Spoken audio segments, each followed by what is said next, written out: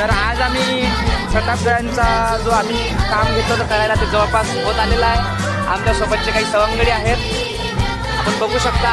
आमचं काम जवळपास 50% तरी झालेलं आहे.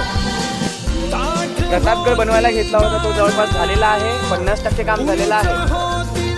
तुम्ही बघू शकता अर्ध काम पेंडिंगच आहे.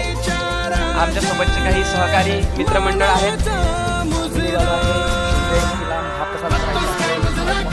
तयारी चालू आहे.